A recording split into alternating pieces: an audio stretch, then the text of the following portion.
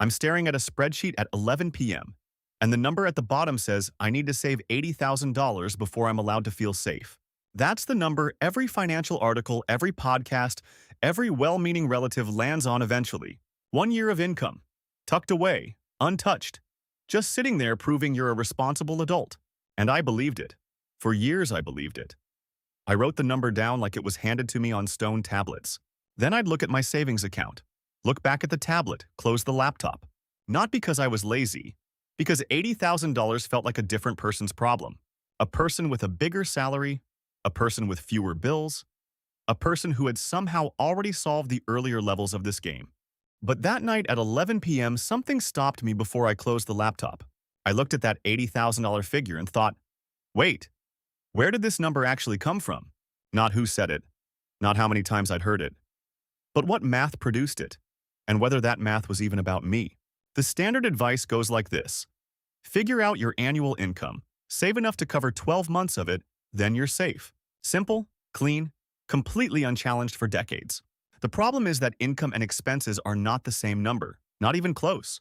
And the distance between them, that gap, is exactly where this whole thing falls apart for most people. The median American household earns $80,610 a year, but the median household actually spends $72,967. That's already an $8,000 gap, and we haven't even separated survival from comfort yet. So right out of the gate, the income-based target is $8,000 higher than it needs to be. And that's just the first layer, because buried inside that $72,967 in spending is a whole category of expenses that would vanish the moment you actually hit an emergency. Dinners out, streaming subscriptions, the gym membership you use aggressively twice a year. In a real emergency, job loss, medical crisis, car accident, you wouldn't spend money on those things. You'd drop them instantly. Nobody in survival mode is ordering $14 grain bowls and saying, well, I really needed the quinoa for morale. The quinoa goes first. The quinoa always goes first. So the real question isn't how much you earn.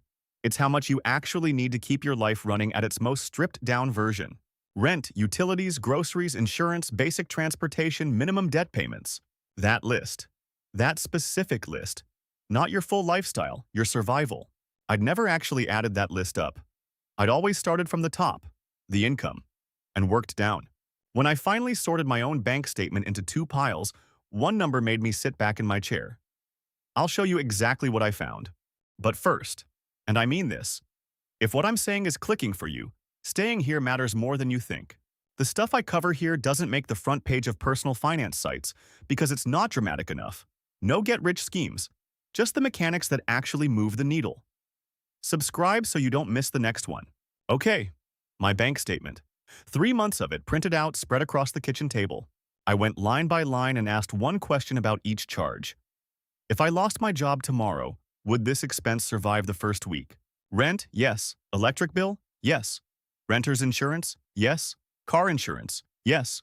Groceries? Yes. 3 streaming services? No. The app I subscribed to in 2021 and fully forgot about? Absolutely not. Date nights, weekend trips, random Amazon purchases that seemed urgent at 2 a.m. No, no, no. 2 piles. Survival. Everything else? I added up the survival pile. Rent, utilities, groceries, insurance, gas, minimum loan payment.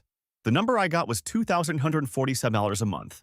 I always thought I was bad with money. Turns out I was just bad at math class.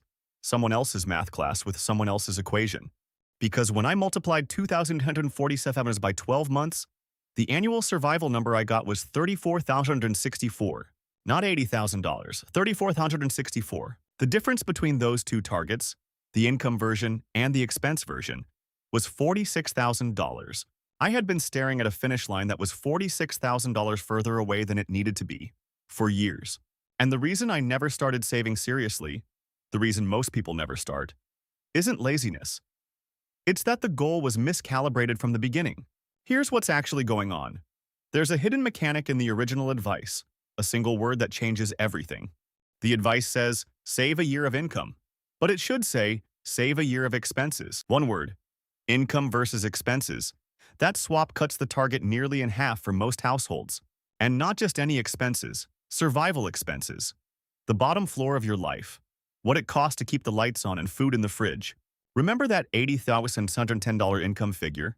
My actual survival costs, rent, utilities, groceries, insurance, gas, came to $2,147 a month. That's $34,164 a year, not even half. I'm calling this the survival number. It's the only figure that actually answers the question an emergency fund exists to answer. The question isn't, can I maintain my current lifestyle without a paycheck? The question is, can I survive without a paycheck while I figure out what's next? Your emergency fund is not a luxury resort fund. It doesn't need to cover your lifestyle. It needs to cover your existence. There's a meaningful difference between those two things, even if your streaming services disagree. The survival number also does something the income target never could. It's personal. Someone earning $80,000 in Manhattan and someone earning $80,000 in rural Ohio have the same income. They do not have the same survival costs. The income-based target treats them identically. The survival number doesn't. It's built around your actual rent, your actual utilities, your actual life, which means the target you've been working toward might not even be the right target for someone in your city, in your apartment, with your bills. The system handed you a generic number. Your survival number is specific, and specific is the only kind that works. Now here's where it gets interesting, because once you have the right target, the path to it changes completely. Once you know your real survival number, something shifts in how you move through the world. And it's not just about money. My survival number was $34,164. Smaller. Real. Something I could actually see myself reaching. So I opened a high-yield savings account, the kind that actually pays you while you wait.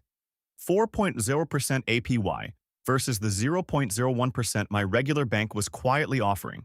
Then I set up an automatic transfer. $285 a month, every first of the month, before I could talk myself out of it.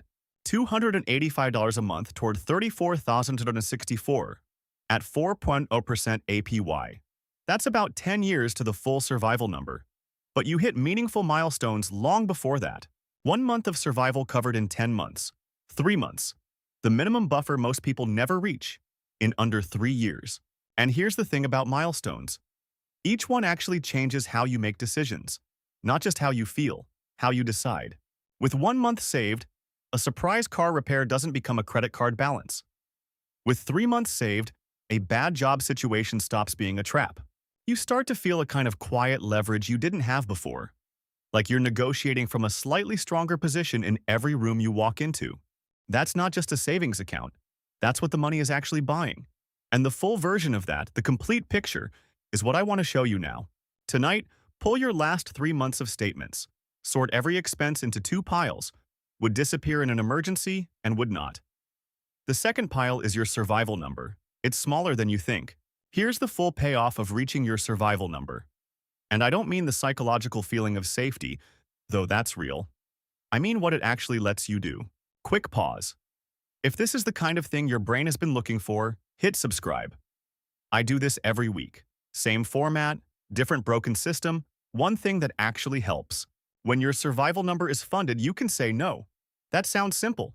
It is not simple. You can say no to a job that's slowly making you miserable because walking away isn't financial ruin. It's a calculated pause. You can say no to a landlord who wants to raise your rent by 20% because you have enough runway to move without panic. You can say no to putting a medical bill on a credit card because the money is sitting there, already doing its job. The survival number doesn't give you luxury. It gives you options. And options, when you don't have them, feel exactly like freedom. Go back to that spreadsheet at 11 p.m. The one with $80,000 at the bottom, the one that made me close the laptop. The number wasn't wrong because I couldn't reach it. It was wrong because it was measuring the wrong thing. It was measuring income protection when I needed existence protection. 2 completely different goals, 1 misplaced word. The median household earns $80,610, spends $72,967, survives on something much, much less. 3 numbers. Most people only know one of them. Your survival number is the third one, the smallest one, the one that was never in the headline, never in the article, never on the stone tablet. Find it. It probably lands somewhere around $2,147 a month if your life looks anything like mine. But it might be less. For some people, it's a lot less. Set up the 285 auto transfer. Open the high-yield account. Let the 4.0% APY do the quiet work while you do the rest. You don't need $80,000. You never did. You needed to change one word and do the math again. That's it. That's the whole thing.